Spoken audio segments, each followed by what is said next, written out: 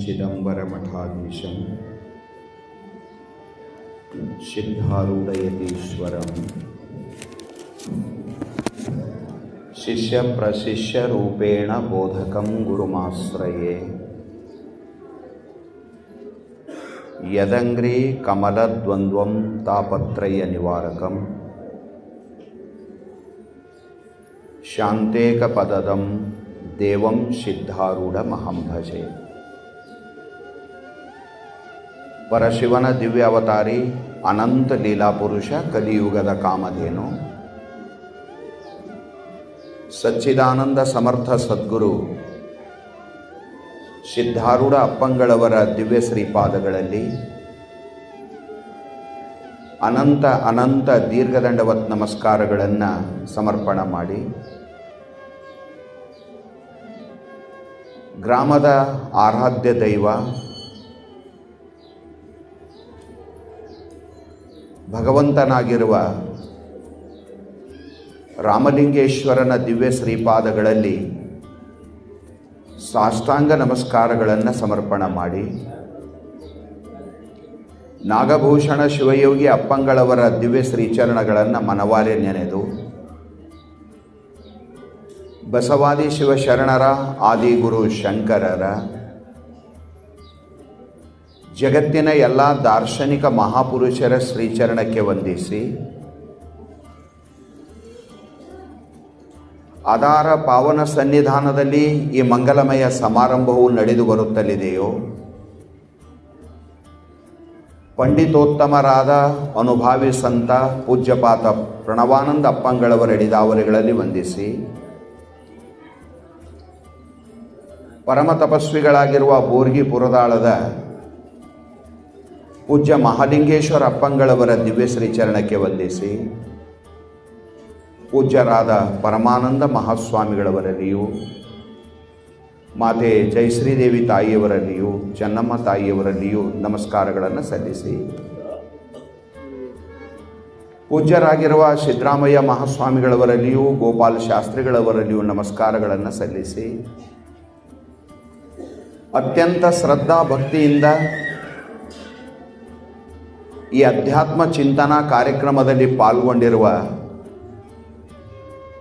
ಪುಣ್ಯಾತ್ಮರೇ, ನಿಮ್ಮೆಲ್ಲರಲ್ಲಿಯೂ ಅನಂತ ಶರಣಾರ್ಥಿಗಳು. ಸುಕ್ಷೇತ್ರ ಮುಚುಳಂಬ ಗ್ರಾಮದ ದೈವವಾದ ರಾಮಲಿಂಗೇಶ್ವರನ ಈ ಪರಮ ಪವಿತ್ರವಾದ ಕಾರ್ಯಕ್ರಮ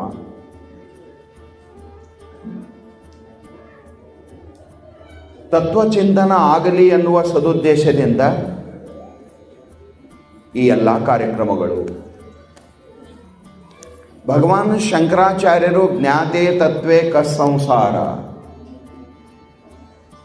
ಎಲ್ಲಿಯವರೆಗೆ ಆತ್ಮತತ್ವದ ಬ್ರಹ್ಮತತ್ವದ ಅನುಭವ ನಮಗಾಗುವುದಿಲ್ಲವೋ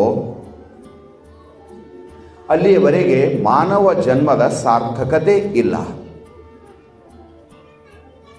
ಊರ ಮೃಗ ಒಂದಾಗಿರಲೊಲ್ಲದೆ ದೇವ, ಕಾಡ ಮೃಗ ಒಂದಾಗಿರಲೊಲ್ಲದೆ, ಶಿವಚಿಂತೆ ಶಿವಜ್ಞಾನವಿಲ್ಲದ ಮನುಷ್ಯರು ಶಗಣೆಗೆ 1000 ಹುಳ ಹುಟ್ಟವೆ, ಅವು ಇದ್ದರೇನೋ ಶಿವಶಿವ, ಸತ್ತರೇನೋ ಶಿವಶಿವ. ಪರಮಾರ್ಥ ಸಾಧನ ಮಾಡಲಾರ್ದ ಬದುಕಿಗೆ ಯಾವ ಅರ್ಥನೂ ಇಲ್ಲ ಅಂತ ತಿಳ್ಕೊಂಡು ನಮ್ಮ ಮನೀಷಿಗಳು, ಋಷಿಗಳು, ಪೂರ್ವಜರಾಗಿರ್ತಕ್ಕಂಥ ಹಿರಿಯರು ನಮ್ಮೆಲ್ಲರಿಗೆ ಈ ಅಧ್ಯಾತ್ಮದ ಪರಿಪಾಠವನ್ನು ಹಾಕಿಕೊಟ್ಟಿದ್ದಾರೆ. ಮನುಷ್ಯ ಜನ್ಮ ಬಂದಿದ್ದೇ ಪರಮಾರ್ಥ ಸಾಧನೆಗಾಗಿ. ಭಗವತ್ ಪ್ರಾಪ್ತಿ ವೀಣಾ ಕರಿತಾ ಸಂಸಾರಾಸಿ ಸೇಣ ತ್ಯಾ ಮೂರ್ಖಾಚಿ ಮುಖಾವಲೋಕನ ಕರೋಚ ನವೇ. ಸಮರ್ಥ ರಾಮದಾಸ್ ಸ್ವಾಮಿಗಳು. ಅರಿವಿನ ಜನ್ಮವಾದ ಮಾನವ ಜನ್ಮಕ್ಕೆ ಬಂದು ಪರತತ್ವವನ್ನು ತಿಳಿಲಿಲ್ಲ ಅಂದ್ರೆ ಅವನು ಮುಖನೂ ನೋಡಬೇಡ ಅಂದ್ರೆ ಅವ್ರ ತ್ಯಾ ಮೂರ್ಖಾಚಿ ಮುಖಾವಲೋಕನ ಕರುಚನವೇ. ಬದುಕಿನೊಳಗೆ ಎಷ್ಟರೇ ಶ್ರದ್ಧೆ, ಬದುಕಿನೊಳಗೆ ಎಷ್ಟರೇ ಭಕ್ತಿ, ಗುರುಸೇವೆ, ತತ್ವಚಿಂತನ ಇದು ಇತ್ತು ಅಂದ್ರೆ ನಮ್ಮ ಬದುಕು ಹಸನಾಗ್ತದ. ನಮಗೆ ನಾವು ಮನುಷ್ಯರಂತ ಹೇಳಿಕೊಳ್ಳಿಕ್ಕೆ ಒಂದು ಬಲ, ಒಂದು ಶಕ್ತಿ ಬರ್ತದ. ಪರಮಾರ್ಥ ಸಾಧನ ಮಾಡಲಾರ್ದೇನೆ ನಾವು ಮನುಷ್ಯರು ಅಂದುಕೊಂಡೇವಿ ಅಂದ್ರೆ ಸಿದ್ದಯ್ಯ ಪುರಾಣಿಕರು ಹೇಳಿದ ಹಾಗೆ ಮೊದಲು ಮಾನವನಾಗು ಅಂತ ಅವರು ಬಹಳ ತೀಕ್ಷ್ಣವಾಗಿ ಈ ಶಬ್ದವನ್ನು ಪ್ರಯೋಗ ಮಾಡಿದ್ದಾರೆ. ಇವತ್ತು ಚಿಂತನೆಗಾಗಿರುವ ವಿಷಯ ವೀರ ವಿರಾಗಿಣಿ ತತ್ವ ಶಿಖಾಮಣಿ ಅಕ್ಕನ ಒಂದು ಅನುಪಮವಾದ ವಚನ. ಯಾವ ಪರಮಾತ್ಮನನ್ನ ಅರಿತು ಅನುಭವ ಮಾಡಲಾರ್ದೆ ಈ ಜನ್ಮವು ಸಫಲವಾಗುವುದಿಲ್ಲವೋ ಆ ಪರಮಾತ್ಮನನ್ನ ಕಾಣುವುದಕ್ಕಾಗಿ ವೇದಗಳಲ್ಲಿ ಅನಂತ ಮಾರ್ಗವನ್ನು ಹೇಳಿದ್ದಾರೆ. ಅದು ಕರ್ಮ ಮಾರ್ಗ ಇರಬಹುದು, ಅದು ಉಪಾಸನಾ ಮಾರ್ಗ ಇರಬಹುದು, ಯೋಗ ಮಾರ್ಗ ಇರಬಹುದು, ಮತ್ತೊಂದು ಮಗದೊಂದು ನೂರಾರು ಮಾರ್ಗಗಳನ್ನು ಹೇಳಿದ್ದಾರೆ. ಎಲ್ಲ ಸಾಧನೆ ಮಾಡಿ ಕೊನೆಗೆ ಒಂದು ಕಡೆ ಬರಬೇಕು. ಅದು ಎಲ್ಲಿ ಅಂದ್ರೆ ತನ್ನ ಕಡೆಗೆ. ಪರಮಾತ್ಮ ಹೊರಗೆಲ್ಲೋ ಇಲ್ಲ. ಎಲ್ಯಾನ ಶಿವ ಎಲ್ಯಾನ. ತನ್ನ ಬಿಟ್ಟ ದೇವರಿಲ್ಲ, ಮಣ್ಣು ಬಿಟ್ಟ ಮಡಿಕೆ ಇಲ್ಲ. ಬಹಳ ಚಂದ ಶರಣರು ಒಂದು ಮಾತನ್ನ ಹೇಳಿದ್ರು. ಆ ಪರಮಾತ್ಮನ ಅನುಭವ ಹೇಗೆ ಮಾಡಬೇಕು ಅಂದ್ರೆ, ಅಡವಿಯೊಳಗೆ ಅರಸುವಡೆ ಸಿಡಿಗಂಡಿ ತಾನಲ್ಲ, ಮಡುವಿನೊಳಗೆ ಹುಡುಕುವಡೆ ಮತ್ಸ್ಯ ಮಂಡೂಕನೂ ಅಲ್ಲ, ತನುವ ದಂಡಿಸುವಡೆ ಕೊಡುವ ಸಾಲಿಗನೂ ಅಲ್ಲ, ಅಷ್ಟ ತನುವಿನೊಳಗೆ ಹುದಿಗಿರ್ಪ ಲಿಂಗವ ನಿಲುಕಿ ನೋಡೆಂದ ನಮ್ಮ ಅಂಬಿಗರ ಚೌಡಯ್ಯ. ಎಂಥ ಅನುಭವದ ಮಾತುಗಳಿವೆಲ್ಲ.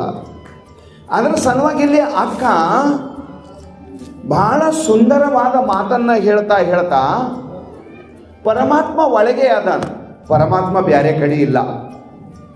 ಭಗವದ್ಗೀತೆಯ 15ನೇ ಅಧ್ಯಾಯದೊಳಗೆ ಸ್ಪಷ್ಟವಾಗಿ ಸರ್ವಶಚಾಹಂ ಹೃದಯ ಸನ್ನಿವಿಷ್ಟೋ ಮತ್ತ ಸ್ಮೃತಿ ಜ್ಞಾನಮಪೋಹನಂಚ ವೇದೈಶ ಸರ್ವಂ ರಹಮೇವ ವೇದ್ಯೋ ವೇದಾಂತ ಕೃದ್ವೇದ ವಿದೇವ ಚಾಹಂ ಹೃದ್ದೇಶಾರ್ಜುನ ತಿಷ್ಠಾಮಿ ಭ್ರಾಮ್ಯಾನು ಸರ್ವಭೂತಾನಿ ಯಂತ್ರಾರೂಢಾನಿ ಮಾಯಯ. ಶ್ರುತಿ ಸ್ಮೃತಿ ಪುರಾಣ ಆಗಮ ಇತಿಹಾಸಗಳೆಲ್ಲ ಅದು ಶರಣ ಸಾಹಿತ್ಯ ಇರಬಹುದು, ದಾಸ ಸಾಹಿತ್ಯ ಇರಬಹುದು, ನಿಜಗುಂಡ್ರೆ ಹೇಳಿರಬಹುದು, ಸರ್ವಭೂಷಣ್ರು ಹೇಳಿರ್ಬೋದು, ಕಬೀರ ಹೇಳಿರ್ಬೋದು, ಮೀರಾ ಹೇಳಿರ್ಬೋದು, ಸೂರದಾಸ್ ಹೇಳಿರ್ಬೋದು, ತುಕಾರಾಮರು ಜ್ಞಾನೇಶ್ವರಿ ಮಹಾರಾಜರು ಹೇಳಿರ್ಬೋದು. ಸಮಗ್ರ ಜಗತ್ತಿನ ಎಲ್ಲ ಸಾಹಿತ್ಯದ ನಿಷ್ಕರ್ಷಿತವಾದ ಸಿದ್ಧಾಂತ ಪರಮಾತ್ಮ ನಿನಗೆ ಬಿಟ್ಟು ಬ್ಯಾರೆ ಇಲ್ಲ. ಎಲ್ಲ ಶಾಸ್ತ್ರಗಳು ಬಂದು ಇದ್ರಾಗ. ಅದರ ಸಲುವಾಗಿ ಅಕ್ಕ ಇಲ್ಲಿ ಬಹಳ ಚಂದ ಮಾತನ್ನ ಹೇಳ್ತಾ ಇದ್ದಾನೆ. ಜೀವನ ಸ್ವಭಾವದ ವಿಷಯಗಳಿಗೆ ಹೊರಗೆ ಹುಡುಕಿ, ಯಾಕ ತನಗೆ ಬಿಟ್ಟು ವಿಷಯಗಳು ಹೊರಗೆ ಅದಾವು. ಶಬ್ದ ಸ್ಪರ್ಶ ರೂಪ ರಸ ಗಂಧಾದಿಗಳು ವಿಸ್ತಾರವಾಗಿರುವ ಪ್ರಪಂಚ. ಸುಖಕ್ಕಾಗಿ ಬಾಹ್ಯದಲ್ಲಿ ಬಾಹ್ಯ ವಿಷಯಗಳನ್ನು ಹುಡುಕುವ ಮನುಷ್ಯ ದೇವನನ್ನಾದರೂ ತನಗೆ ಬಿಟ್ಟು ಬಾಹ್ಯದೊಳಗೆ ಹುಡುಕ್ತಾನ. ಇದು ಸ್ವಾಭಾವಿಕದ. ಹೊರಗೆ ಹುಡುಕಿದ್ರೆ ದೇವರು ಸಿಗಂಗಿಲ್ಲ. ಮನದೋಳು ಶಿವತಾನು ಮನೆ ಮಾಡಿಕೊಂಡಿಹ ಸರ್ವಭೂಷಣ ಶಿವಯುಗಳು. ಅಷ್ಟ ತನುವಿನೊಳಗೆ ಹುದಿಗಿರ್ಪ ಲಿಂಗವ ಶರಣರು. ಇನ್ನೊಂದು ಕಡೆ ಶರಣ ಜನರಸದು ಹೃದಯ ನಳಿನದೋಳು ಪರಿಶೋಭಿಸುತ್ತಿರುವುದು ನಿನ್ನ ಪಾದ. ಪರಮಾತ್ಮ ಅಂತರಂಗದಲ್ಲಿ ವಾಸವಾಗಿದ್ದಾನೆ. ಅದಕ್ಕೆ ಬಸವಣ್ಣನವರು ಕಾಲೆ ಕಂಬ ದೇಹವೇ ದೇಗುಲ ಶಿರವೇ ಹೊನ್ನ ಕಳಸವಯ್ಯ, ಸ್ಥಾವರಕ್ಕೆ ಅಳಿವುಂಟು ಜಂಗಮಕ್ಕೆ ಅಳಿವಿಲ್ಲ. ಚೈತನ್ಯ ಘನನಾಗಿರುವ ಪರಮಾತ್ಮ ಈ ಶರೀರದ ಒಳಗ ಅನ್ನಮಯ ಕೋಶದೊಳಗ, ಪ್ರಾಣಮಯ ಕೋಶದೊಳಗ, ಮನೋಮಯ ಕೋಶದೊಳಗ, ವಿಜ್ಞಾನಮಯ ಕೋಶದೊಳಗ, ಆನಂದಮಯ ಕೋಶಕ್ಕೂ ಸಾಕ್ಷಿಯಾಗಿ ತೂರ್ಯ ರೂಪನಾದ ಪರಮಾತ್ಮ ಕಾಣಲಾರದಂಗ ಒಳಗಾದನ.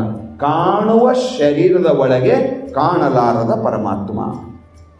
ಪರಮಾತ್ಮ ಒಬ್ಬನಿಗೆ ಬಿಟ್ಟರೆ ಎಲ್ಲವೂ ಜಡ ಅದ. ಚೈತನ್ಯ ಇರುವುದಂದ್ರೆ ಪರಮಾತ್ಮ ಒಂದೇ.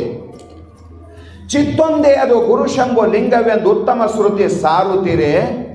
ಮತ್ತೆ ನೀನು ಓರ್ವನೆಂದು ಬರೀದೆ ಮೋಹಿಸುತ್ತಿರ್ಪೆ ನಾಮರೂಪವನ್ನು. ಅಜ್ಞಾನಿಯಲ್ಲವೇ ನೀನು ಜೀವನೇ. ನಿಜಗುಣ ಶಿವಗಳು ಚೈತನ್ಯ ಒಂದೇ ಅದಪ್ಪ. ಚೈತನ್ಯ 10 ಹಲವಿಲ್ಲ. ಶರೀರ ಇದ್ದಿರ್ಬೇಕು ಭಾಳ. 84 ಲಕ್ಷ ಪ್ರಕಾರದ ಶರೀರಗಳು. ನಾಯಿ ಶರೀರ ಬೇರೆ, ಬೆಕ್ಕಿನ ಶರೀರ ಬೇರೆ, ಹದ್ದು ಕಾಗಿಯ ಶರೀರ ಬೇರೆ, ಮನುಷ್ಯನ ಶರೀರ ಬೇರೆ. 84 ಲಕ್ಷ ಪ್ರಭೇದದ ಶರೀರಗಳು ಬ್ಯಾರೆ ಬ್ಯಾರೆ ಇದ್ದಿರಬೇಕು. ಶರೀರ ಭಾಳ ಆದ್ರೂ ಚೇತನ ಭಾಳ ಅಂತಲ್ಲ, ಚೇತನ ಒಂದೇ ಅದ, ಚಿತ್ತೊಂದೇ ಅದು ಗುರು ಶಂಭುಲಿಂಗ. ದೇವ್ರ ಜಾತ್ರೆಗೆ ಊರು ತುಂಬ ಸಿರೀಸ್ ಬಲ್ಬ್ ಹಾಕಿರಿ. ಬಲ್ಬ್ ಭಾಳ ಅದಾವ, ಅದರ ಬಣ್ಣನೂ ಬ್ಯಾರೆ ಅದ, ಅದರ ಆಕಾರ ಪ್ರಕಾರನೂ ಬ್ಯಾರೆ ಅದ. 0 ಬಲ್ಬ್ ಹಿಡ್ಕೊಂಡು ಹೈಲೋಜನ್ ತನ ಅನಂತ ಅದಾವ. ಬಲ್ಬ್ ಭಾಳ ಇದ್ದಿರಬೇಕು, ಸಣ್ಣ ದೊಡ್ಡ ಇದ್ದಿರಬೇಕು, ಬಣ್ಣ ಭಿನ್ನ ಭಿನ್ನ ಇರಬೇಕು, ಆದ್ರೆ ಒಳಗೆ ಸಂಚಾರ ಮಾಡುವಂಥ ವಿದ್ಯುತ್ ಶಕ್ತಿ ಅದು ಒಂದೇ ಅದ. ವಿದ್ಯುತ್ ಭಾಳಿಲ್ಲ, ಲೈಟ್ ಭಾಳ, ವಿದ್ಯುತ್ ಭಾಳಿಲ್ಲ. ಶರೀರ ಭಾಳ, ಚೇತನ ಭಾಳಿಲ್ಲ. ಅದರ ಸಲುವಾಗಿ ಚಿತ್ತೊಂದೇ ಅದು ಗುರು ಶಂಭುಲಿಂಗ, ಅದು ಪರಮಾತ್ಮ ಒಂದೇ ಅದ. ಎಲ್ಲರೊಳಗೆ ಓತಪ್ರೋತವಾಗಿ ಪರಮಾತ್ಮ ತುಂಬಿ ತುಳುಕ್ತಾ ಅದಾನ. ನಿನ್ನೊಳಗೆ ಪರಮಾತ್ಮ ಅದಾನ ಅಂದ್ರೆ ನನ್ನೊಳಗಿದ್ರೆ ನನಗೆ ಯಾಕೆ ಕಾಣಬಾರ್ದ್ರಿ? ಪರಮಾತ್ಮ ನನ್ನೊಳಗದಾನ ಅಂತ ಶಾಸ್ತ್ರ ಹೇಳ್ತದ. ಹೃದಯೇಶಾರ್ಜುನ ತಿಸ್ತಾಮಿ ಹೇಳಿದ ಪರಮಾತ್ಮ, ವೇದಾಗಮಗಳೆಲ್ಲ ನಿನ್ನೊಳಗೆ ಪರಮಾತ್ಮ ಅದಾನಪ್ಪ, ನಿನ್ನೊಳಗೆ ಅದಾನ. ಈ ಎಲ್ಲ ಮಾತುಗಳು ಹೇಳುವಂಥ ಸಂದರ್ಭದಲ್ಲಿ ನನ್ನೊಳಗೆ ಪರಮಾತ್ಮ ಇದ್ದರೆ ನನ್ನ ಅನುಭವಕ್ಕೆ ಯಾಕೆ ಬರಲ್ಲ? ನಾನು ಯಾಕೆ ಅಡಿ ತಿರ್ಗಾಕ್ ಚಾಲು ಮಾಡಿದ್ದೀನಿ? ನನಗೆ ಭಾಳ ಮಂದಿ ಹೇಳ್ಯಾರ, ನಿಮ್ಮ ಮನೆ ದೇವ್ರ ಆ ಊರಾಗ ನೋಡು, ಶಿವ ಶ್ರೀಶೈಲದಾಗ ಅದನ್ನು ನೋಡು, ಶಿವನ ದರ್ಶನ ಮಾಡಬೇಕಾದ್ರೆ ಕಾಶಿಗೆ ಹೋಗು. ನಮಗೆಲ್ಲ ಹೊರಗೆ ತೋರಿಸಿದಾರೆ, ಅಲ್ಲಿ ದೇವ್ರು ಇಲ್ಲಿ ದೇವರು. ಆ ಕ್ಷೇತ್ರಕ್ಕೆ ಹೋದ್ರೆ ಅದರ ಮಹಿಮಾ ಹೇಳುವಂಥ ಒಂದು ಕಂಡಾಪಟ್ಟಿ ದೊಡ್ಡ ದೊಡ್ಡ ಪುಸ್ತಕಗಳು. ಖರೇ ಕಾಶಿ ಇದೆ ಅದ ಅಂತ ಹೇಳ್ತಾರೆ ಎಲ್ಲರೂ. ದಕ್ಷಿಣ ಕಾಶಿ, ಉತ್ತರ ಕಾಶಿ, ಆ ಕಾಶಿ ಈ ಕಾಶಿ. ವಿಚಾರ ಮಾಡಿ ನೋಡು, ದೇವರು ಹೊರಗಾದಾನ ಅಂತ ಹೊರೊರಗೆ ಬಳಸಿ ಹೊರೊಳಗೆ ತಿರುಗಿ ಹೊರೊರಗಳೇನು ಹೋದೇವೆ ವಿನಃ ಅಂತರಂಗದ ಪರಮಾತ್ಮನ ದರ್ಶನ ಮಾಡಲಿಲ್ಲ. ಇದು ಎಂಥ ದುರ್ದೈವ ಇರಬೇಕು, ಎಂಥ ವಿವೇಕಕ್ಕೆ ಮಾಯೆ ಆವರಣ ಮಾಡಿರಬೇಕು. ಅದಕ್ಕೆ ಅಲ್ಲಮರು ಕಂಗಳ ಮುಂದಣ ಕತ್ತಲೆ ಇದೆಯೇನೋ, ಮನದ ಮುಂದಣ ಮರಿವೆ ಇದೆಯೇನೋ, ಹೊರಗಣ ಶೃಂಗಾರ ಒಳಗಣ ರಣರಂಗ, ಬಳಕೆಗೆ ಬಂದ ಪರಿ ಇದೇನೋ ಗುಹೇಶ್ವರ. ಏನು ಆಶ್ಚರ್ಯ ಇರಬೇಕಿದು. ಒಳಗೆ ಪರಮಾತ್ಮ ಅದಾನ, ಒಳಗಿಂದೆಲ್ಲ ಗೊತ್ತಾಯಿತು, ಮನದೊಳಗಿರುವ ಪರಮಾತ್ಮನ ಅನುಭವನೇ ನಮಗಾಗಲಿಲ್ಲ. ಅದು ಹೆಂಗಾದ್ರೆ ಆಗ್ತದ ಅಂದ್ರೆ ಎಲ್ಲಿಯವರೆಗೆ ಮಹಾತ್ಮ ಕೃಪಾ ಮಾಡಂಗಿಲ್ಲ, ಎಲ್ಲಿಯವರೆಗೆ ಒಬ್ಬ ಸದ್ಗುರು ಒಬ್ಬ ಸಂತ ಕೃಪಾ ಮಾಡಂಗಿಲ್ಲ, ಅಲ್ಲಿಯವರೆಗೆ ಅಂತರಂಗದ ಪರಮಾತ್ಮ ನಮಗೆ ಅನುಭವಕ್ಕೆ ಬರಂಗಿಲ್ಲ. ಜಗತ್ತು ಅನುಭವ ಮಾಡ್ಲಕ್ಕೆ ನಮ್ಮಲ್ಲಿ 5 ಇಂದ್ರಿಯಗಳಾದವ, ಮ್ಯಾಲ ಮನಸ್ಸು ಒಂದು 6ನೇದದ. ಜಗತ್ತು ಅನುಭವ ಮಾಡ್ತೀವಿ, ರೂಪದ ಅನುಭವ ಮಾಡ್ಲಕ್ಕೆ ಕಣ್ಣದ, ಶಬ್ದದ ಅನುಭವ ಮಾಡ್ಲಕ್ಕೆ ಕಿವಿ ಅದ, ರಸದ ಅನುಭವ ಮಾಡ್ಲಿಕ್ಕೆ ನಾಲಿಗೆ ಅದ, ಗಂಧದ ಅನುಭವ ಮಾಡಲಿಕ್ಕೆ ಮೂಗದ ಘ್ರಾಣೇಂದ್ರಿಯ ಅದ, ಸ್ಪರ್ಶದ ಅನುಭವ ಮಾಡಲಿಕ್ಕೆ ತ್ವಗೇಂದ್ರಿಯ ಅದ. ಇವು ಎಲ್ಲದರ ಹಿಂದೊಂದು ಮನಸ್ಸದ. ಇದರ ಮೂಲಕ ಬಾಹ್ಯ ಭೌತಿಕ ವಿಷಯಗಳ ಜ್ಞಾನ ಮಾಡ್ಕೋತೇವಿ. ನ ತತ್ರ ವಾಗ್ಗಚ್ಚತಿ ನ ತತ್ರ ಮನೋಗಚ್ಚತಿ. ನಿಜಗೊಂಡ್ರು ಮಾತು ಮನಂಗಳಿಂದ ಅತ್ತತ್ತ ಮೀರಿದ ಸಾತಿಶಯದ ನಿರುಪಾದಿಕ ನಿರ್ಮಲ ಜ್ಯೋತಿ ಬೆಳಗುತ್ತಿದೆ, ವಿಮಲ ಪರಂ ಜ್ಯೋತಿ ಬೆಳಗುತ್ತಿದೆ. ಪರಮಾತ್ಮ ಜ್ಞಾನ ಸ್ವರೂಪನಾಗಿ ಅಂತರಂಗದಲ್ಲಿ ಜ್ಯೋತಿ ರೂಪದಿಂದ ನಿತ್ಯ ನಿರಂತರ ಪ್ರಕಾಶ ಮಾಡ್ತಾನಂತ ತಿಳ್ಕೊಂಡೆ ಇಂದ್ರಿಯಗಳದೆಲ್ಲ ವ್ಯವಹಾರ ನಡೆದದ, ಪ್ರಪಂಚದ ವಿಷಯ ಭೋಗ ನಡೆದದಿಲ್ಲಿ. ಅದರ ಸಲುವಾಗಿ ಇಲ್ಲಿ ಭಾಳ ಚಂದ ಹೇಳಿದ್ರು, ಒಳಗೆ ಪರಮಾತ್ಮ ಅದಾನ ಅಂದ್ರೆ ಹೆಂಗದಾನ, ಮೂಗು ಹೆಂಗದ ಅಂದ್ರೆ ಹೇಳ್ತೇವೆ, ಕಣ್ಣ ಹೆಂಗದ ಅಂದ್ರೆ ಹೇಳ್ತೇವೆ, ಕಿವಿ ಹೆಂಗದ ಅಂದ್ರೆ ಹೇಳ್ತೇವೆ. ಇವೆಲ್ಲ ಬಾಹ್ಯದ ವಸ್ತುಗಳು. ಆದ್ರೆ ಒಳಗೆ ಪರಮಾತ್ಮ ಅದಾನ ಅಂದ್ರೆ ಹೇಗದಾನ, ಒಳಗೆ ಆದಾನ ಅಂದ್ರೆ ಹೇಗಾದಾನ. ಭಾಳ ಚಂದ ಹೇಳಿದ್ರು ಅವರು. ನೆಲದ ಮರೆಯ ನಿಧಾನದಂತೆ, ಫಲದ ಮರೆಯ ರುಚಿಯಂತೆ, ಶಿಲೆಯ ಮರೆಯ ಹೇಮದಂತೆ, ತಿಲದ ಮರೆಯ ತೈಲದಂತೆ, ಮರದ ಮರೆಯ ತೇಜದಂತೆ. ಎಷ್ಟು ಹೇಳ್ಬೇಕ್ರಿ? ಉದಾಹರಣೆ ಎಷ್ಟು ಕೊಟ್ಟರು. ಇದ್ರಾಗ ನೀ ಯಾವುದರ ತಿಳ್ಕೊ, ನಿನಗೆ ಬೇಕಾಗಿದ್ದು ಆಪ್ಷನ್ ಭಾಳ ಕೊಟ್ಟರು, 4-5. ಒಂದು ತಿಳಿತಂದ್ರು ದೇವ್ರು ನಿನ್ನೊಳಗೆ ಹೆಂಗನ ಅನ್ನೋದು ತಿಳಿತದ. ನಿನ್ನ ಒಳಗಿರುವ ದೇವನು ನಿನಗೆ ಅನುಭವಕ್ಕೆ ಬರಬೇಕಾದ್ರೆ ಇದರಂಗೆ ಅದು ಅಂತ ತಿಳ್ಕೊ. ಕಣ್ಣೆದ್ರು ತಂದು ನಿಲ್ಲಿಸಕ್ಕೆ ಬರಂಗಿಲ್ಲ ಪರಮಾತ್ಮನಿಗೆ. ರೂಪ ಇರ್ತಿತ್ತಂದ್ರೆ ಕಣ್ಣಿನ ಮುಂದೆ ತಂದು ನಿಂದಿರಿಸ್ತಿದ್ದೆವು. ಶಬ್ದ ಪರಮಾತ್ಮ ಇರ್ತಿತ್ತಂದ್ರೆ ಕಿವಿ ಮುಂದೆ ತಂದು ನಿಂದಿರಿಸ್ತಿದ್ದೆವು. ರಸಗುಲ್ಲ ಜಾಮೂನದಂಗಿದ್ದರೆ ನಾಲಿಗೆ ಎದುರು ತಂದು ನಿಲ್ಲಿಸ್ತಿದ್ದೆವು. ಪರಮಾತ್ಮ ವಿಷಯಾತೀತ ಶಬ್ದಾತೀತ ಪರಮಾತ್ಮನಾಗಿರೋಣದರಿಂದ ಅದು ವಾಂಗ್ಮನಾತೀತವಾಗಿರುವ ಪರಮಾತ್ಮ. ಇದರಂಗೆ ಅದು ಅಂತ ಅನುಭವ ಮಾಡು ವಿನಃ ಅದು ಪ್ರಾಕೃತವಾದ ಭೌತಿಕ ವಸ್ತುಗಳಂತೆ ಇಂದ್ರಿಯಗಳಿಂದ ಗ್ರಹಿಸಾಕ ಬರಂಗಿಲ್ಲ. ಅದು ಅನುಭವ ವೇದ್ಯವಾಗಿರುವಂಥದ್ದು ಮಾತ್ರ. ಯಾವುದರ ಅನುಭವ ಹೆಂಗೆ ಮಾಡಬೇಕು? ಪ್ರಾಕೃತ ವಸ್ತುಗಳು ಇಂದ್ರಿಯದಿಂದ ಅನುಭವ ಮಾಡಬೇಕು, ಪರಮಾತ್ಮನಿಗೆ ಅನುಮಾನ ಪ್ರಮಾಣದಿಂದ ಅನುಭವ ಮಾಡಬೇಕು. ಅದರ ಸಲುವಾಗಿ ಹೇಳಿದ್ರು ಅವರು, ಮರದ ಮರೆಯ ತೇಜದಂತೆ. ಹೀಗೆ ಪರಮಾತ್ಮ ಹೆಂಗದನ ಅಂದ್ರೆ ಭಾವದ ಮರೆಯ ಬ್ರಹ್ಮವಾಗಿಪ್ಪ ಚನ್ನಮಲ್ಲಿಕಾರ್ಜುನನ ನಿಲವು ಅರಿಯಬಾರದು. ಒಳಗೆ ಅದನ್ನು ಕಟ್ಟಿಗೆನೇ ಕಣ್ಣಿಗೆ ಕಾಣಿಸ್ತದ, ಒಳಗಿನ ಬೆಂಕಿ ಕಾಣಂಗಿಲ್ಲ. ಭೂಮಿ ಕಾಣಿಸ್ತದ, ಒಳಗಿನ ಬಂಗಾರ ಕಾಣಂಗಿಲ್ಲ, ನಿಧಿ ಕಾಣಂಗಿಲ್ಲ. ಹಣ್ಣು ಕಾಣಿಸ್ತದ, ಅದು ರುಚಿ ಅದನ್ನ ಏನು, ಅದು ರುಚಿ ಕಣ್ಣಿಗೆ ಕಾಣುವಂಥದ್ದಲ್ಲ. ಹಣ್ಣಾಟೆ ಕಣ್ಣಿಗೆ ಕಾಣಿಸ್ತದ, ಹಣ್ಣಿನ ಬಣ್ಣನೂ ಕಣ್ಣಿಗೆ ಕಾಣಿಸ್ತದ. ಬಟ್ ಅದು ಮಧುರದನ ಮಾವಿನ ಹಣ್ಣು ತಗೊಂಡಿದ್ದೇವೆ, ಕಣ್ಣಿಗೆ ಭಾಳ ಅದರ ಬಣ್ಣನೂ ಕಾಣಿಸ್ತು, ಆಕಾರ ಪ್ರಕಾರ ಗೊತ್ತಾಯ್ತು, ಅದು ಹುಳಿಯದ ರುಚಿಯದ ಅಂತ ಗೊತ್ತಾಗಂಗಿಲ್ಲ. ಮಾವಿನ ಹಣ್ಣು ಇದು ಮೂಗಿಗೆ ಹಚ್ಕೊಂಡ್ರೆ ಅದರ ಗಂಧನೂ ಗೊತ್ತಾಯ್ತು, ಆದ್ರೆ ಅದ್ರ ಒಳಗೆ ಏನದ ಅನ್ನೋದು ಗೊತ್ತಾಗಂಗಿಲ್ಲ. ಅದರ ಸಲುವಾಗಿ ಹೇಳಿದ್ರು ಅವರು, ಫಲದ ಮರಿಯೊಳಗ ಅದ್ರ ಮಾಧುರ್ಯದ ಹಾಗ ಅಪ್ಪ ನಿನ್ನೊಳಗ ಪರಮಾತ್ಮ ಅದಾನ, ನೀ ತಿಳ್ಕೋಬೇಕು. ಪರಮಾತ್ಮ ಇಲ್ಲ ಅಂದ್ರೆ ನಾ ಇಲ್ಲ. ಬಿಂಬ ಇಲ್ಲದೇನೆ ಪ್ರತಿಬಿಂಬ ಇರ್ಲಕ್ಕೆ ಸಾಧ್ಯ ಇಲ್ಲ. ಕನ್ನಡಿ ಎಷ್ಟು ಕಿಮ್ಮತ್ತಿಂದ ಯಾಕಿರೋದು? ಅದು ಬೆಲ್ಜಿಯಂದರ ಇರಲಿ ಯಾವುದರ ಇರಲಿ, ಕನ್ನಡಿ ಭಾಳ ಕಿಮ್ಮತ್ತಿಂದ ಅದ, ಭಾಳ ದೊಡ್ಡದು ಅದ. ಒಳಗ ಮುಖ ಕಾಣಬೇಕಂದ್ರೆ ಮನುಷ್ಯ ಬಂದು ಎದುರು ನಿಂದಿರಬೇಕು. ನಾವೆದುರು ನಿಂದಿರಲಾರ್ದೇನೆ ಆ ಕನ್ನಡಿಯೊಳಗೆ ಪ್ರತಿಬಿಂಬ ಎಂದೆಂದೂ ಕಾಣಂಗಿಲ್ಲ. ನೀ ಇಲ್ಲದೇನೆ ಪ್ರತಿಬಿಂಬಕ್ಕೆ ನೀನೇ ಆಧಾರ. ನೀ ಇಲ್ಲ ಅಂದ್ರೆ ಪ್ರತಿಬಿಂಬ ಇಲ್ಲ. ಹಾಗ ಪುಣ್ಯಾತ್ಮ ಪರಮಾತ್ಮ ಇಲ್ಲ ಅಂದ್ರೆ ಜೀವಾತ್ಮ ಎಲ್ಲಿರ್ತಾನ? ಪರಮಾತ್ಮನೇ ನೀನೇ ಪರಮಾತ್ಮ. ಅದಕ್ಕೆ ಪರಮಾನುಭವ ಬೋಧೆಯೊಳಗೆ ನೀನೇ ಪರಮಾತ್ಮನದರಿಂದೆ ಯಾಜ್ಞವಲ್ಕ್ಯ ಮಹರ್ಷಿಗಳು ಬಹಳ ಸುಂದರವಾದ ಮಾತನ್ನು ಹೇಳ್ತಾ ಬಲ್ಲವರು ಬಹಳಷ್ಟು ವಿಚಾರಗಳನ್ನು ಈ ಭಾವದ ಬಗ್ಗೆ ಬೆಳಕು ಚೆಲ್ಲಿದ್ದಾರೆ. ಮನದಲ್ಲಿ ಮನದ ಒಳಗೆ ಹೊರಗೆ ಎಲ್ಲ ಕಡೆಗೂ ಪರಮಾತ್ಮ ಆದಾನ. ಪರಮಾತ್ಮನ ಅನುಭವ ಮನಸ್ಸಿಗೆ ಆಯ್ತದ. ಅದಕ್ಕೆ ಹೇಳಿದ್ರು ಅವರು, ಮತಿ ಲಖೈ ಜಿಹಿ ಮತಿ ಲಖೈ. ಅದು ವಚನಕ್ಕೆ ಗೋಚರ ಮಲ್ಲೆಂದು ಅಂತ ಹೇಳ್ಕೊಂಡು ಬಂದು, ಪೇಳು ತಮ್ಮತ್ತೊಂದನುವಿಂದ ಕೇಳುಪದೇಶಿಸಬೇಕಾದರಿಂದ ಸತ್ಯಂ ಜ್ಞಾನಂ ಸುಖಾತ್ಮಕನೆಂದು ನಿತ್ಯಂ ಪರಿಪೂರ್ಣಂ ತಾನೆಂದು ದೃಶ್ಯ ವಿಲಕ್ಷಣ ದಿಂಪುರು ಹಿಟ್ಟು ವಶಮಿದೆಂದೇನೆ ಲಕ್ಷಿಸಿಕೊಟ್ಟು ಹ್ಯಾಂಗೆ ಹೇಳ್ತೀರಿ ಅಂದ್ರೆ ಜಾನಿಸಿ ಪೇಳಿತು ಶ್ರುತಿಗಳ ಮೊತ್ತ. ಪರಮಾರ್ಥ ಗೀತೆಯೊಳಗೆ ನಿಜಗುಣಗಳು ಹೇಳ್ಕೊಂಡು ಬಂದರು. ಅಂದ್ರೆ ಸಲುವಾಗಿ ಇಲ್ಲಿ ಭಾಳ ಮಜಾ ಹೇಳಿದ್ರು, ನ ಕಾಷ್ಟೇ ವಿದ್ಯತೆ ದೇವೋ ನ ಪಾಷಾಣೇ ನ ಮೃಣ್ಮಯೇ ಭಾವೋ ಹಿ ವಿದ್ಯತೆ ದೇವ ತಸ್ಮಾತ್ ಭಾವೋ ಹಿ ಕಾರಣಂ. ಸ್ಪಷ್ಟವಾದ ಮಾತನ್ನ ಶಾಸ್ತ್ರ ಹೇಳ್ತು.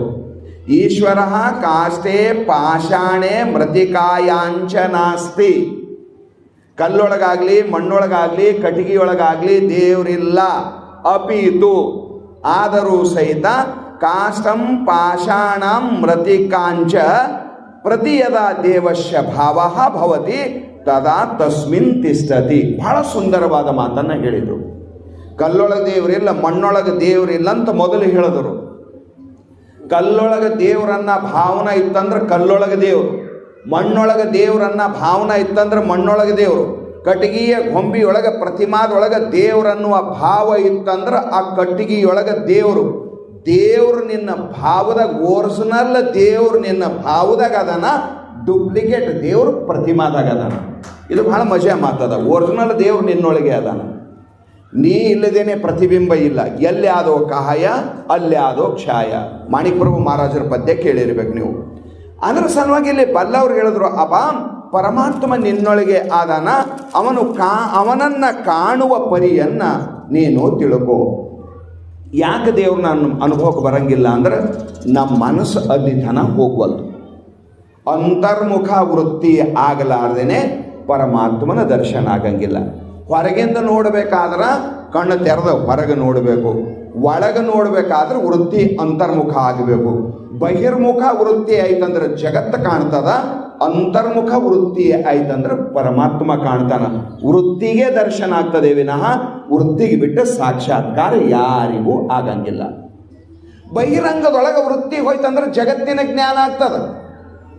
ಪ್ರಪಂಚದ ಜ್ಞಾನಕ್ಕೂ ವೃತ್ತಿನೇ ಕಾರಣದ, ಆತ್ಮಜ್ಞಾನಕ್ಕೂ ವೃತ್ತಿನೇ ಕಾರಣದ. ಅದರ ಸಲುವಾಗಿ ಶಾಸ್ತ್ರ ಹೇಳ್ದು, ಮನ ಅಂತರ್ಮುಖವಾದಡೆ ಅವಿರಳ ಜ್ಞಾನಿ, ಮನ ಬಹಿರ್ಮುಖವಾದಡೆ ಮಾಯಾ ಪ್ರಪಂಚಿ, ಮನ ಮಹದಲ್ಲಿ ನಿಂದೊಡೆ ಸೌರಾಷ್ಟ್ರ ಸೋಮೇಶ್ವರ ಲಿಂಗವು ಬೇರಿಲ್ಲ ಕಾಣಿರು. ಹೆಂಗದ ನೋಡ್ರಿ, ವೃತ್ತಿ ಅಂತರ್ಮುಖ ಮಾಡು, ವೃತ್ತಿ ಅಂತರ್ಮುಖ ಮಾಡು.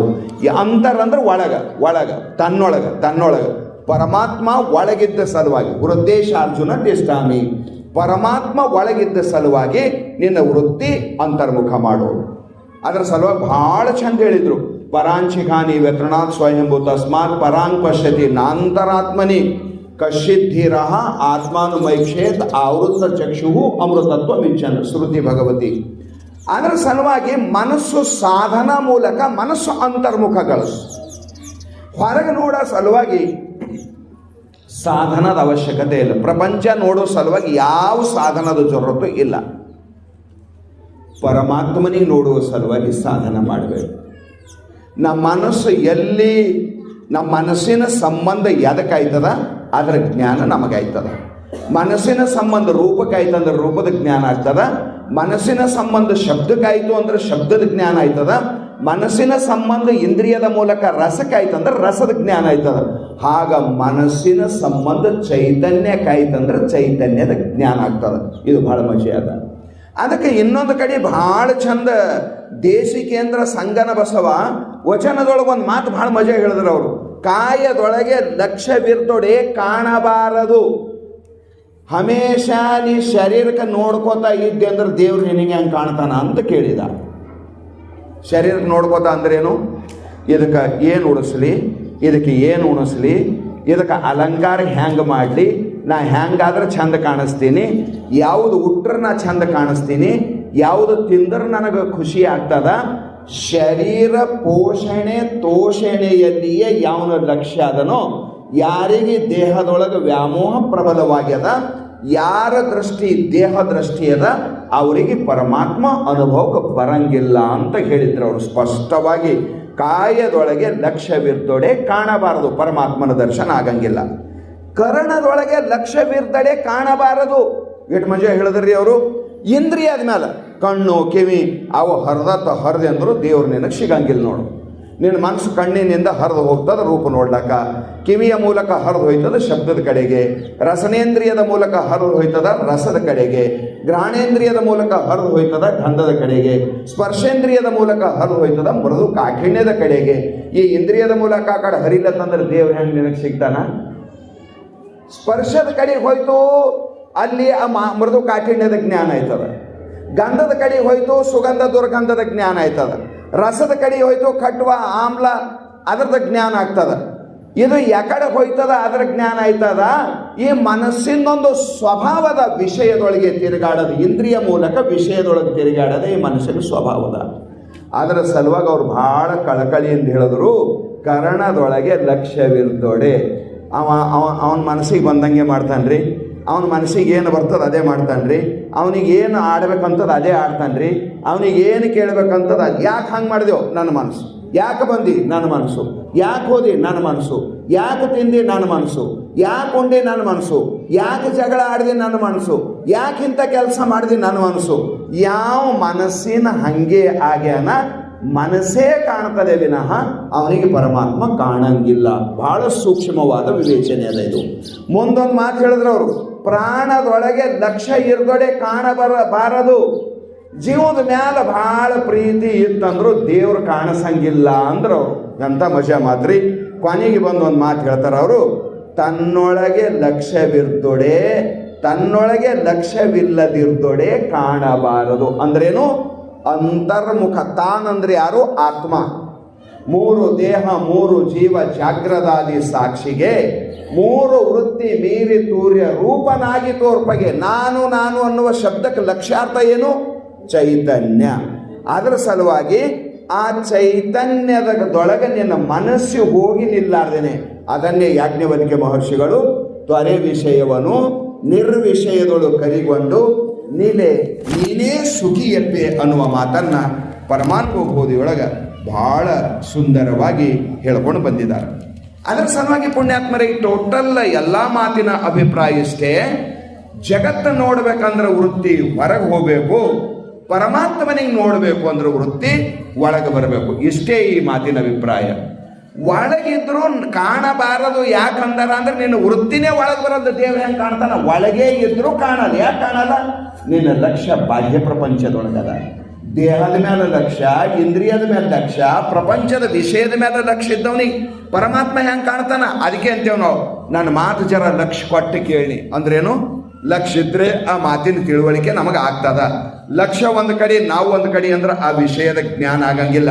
ಕಣ್ಣಿನ ಜೊತೆಗೆ ಮನಸ್ಸಿದ್ರೆ ರೂಪಿನ ಜ್ಞಾನ ಆಗ್ತದ, ಕಿವಿಯ ಜೊತೆಗೆ ಮನಸ್ಸಿದ್ರೆ ಶಬ್ದದ ಜ್ಞಾನ ಆಗ್ತದ, ಮೂಗಿನ ಜೊತೆಗೆ ಮನಸ್ಸಿದ್ರೆ ಗಂಧದ ಜ್ಞಾನ ಆಗ್ತದ, ನಾಲಿಗೆಯ ಜೊತೆಗೆ ಮನಸ್ಸಿದ್ರೆ ರಸದ ಜ್ಞಾನ ಆಗ್ತದ, ಚರ್ಮೇಂದ್ರಿಯದ ಜೊತೆಗೆ ನೆನಪಿದ್ರ ಮೃದು ಕಾಠಿಣ್ಯದ ಜ್ಞಾನ ಆಗ್ತದ.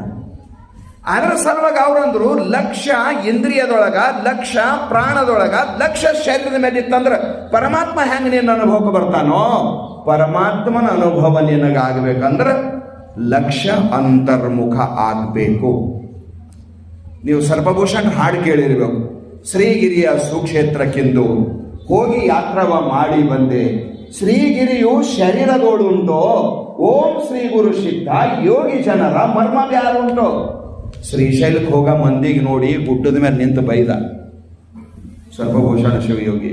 ಅವರೆಲ್ಲ ಹೋಗ್ತಾರೆ ನೋಡು, ನನ್ನ ಶ್ರೀಶೈಲ ಇದೆಯಲ್ಲ ಅಂದ್ರು. ಕಾಯಹಿ ಪಂಡರಿ ಆತ್ಮಃ ವಿಠಲ. ಪರಮಾತ್ಮ ಒಳಗೆ ಅದನ, ಅಲ್ಲಿ ಹೋಗೋ ಜರೂರತೆ ಇಲ್ಲ. ಒಳಗೆ ಮಾಡೋ ದೇಹದ ಶೋಧನ ಆಗುವುದು ಸಾಧನ, ಮಾಡೋ ದೇಹದ ಶೋಧನ ಮುಂತಾಗಿರ್ತಕ್ಕಂಥ ತತ್ವಜ್ಞಾನಿಗಳ ಮಾತುಗಳು ಸತ್ಯ ಸಾಕ್ಷಾತ್ಕಾರ, ಆತ್ಮದರ್ಶನ, ಭಗವತ್ ಸಾಕ್ಷಾತ್ಕಾರಕ್ಕ ಮಹಾನ್ ಪ್ರೇರಣೆಗಳಾದವ. ಸ್ವಲ್ಪ ನಾವು ಆ ಮಾತುಗಳನ್ನು ಅನುಲಕ್ಷಿಸಿ ಸಾಧನ ಮಾಡಿದೇವಿ ಅಂದ್ರೆ ಆ ಪರಮಾತ್ಮ ನಮ್ಮ ಅನುಭವಕ್ಕೆ ಬರ್ತಾನ.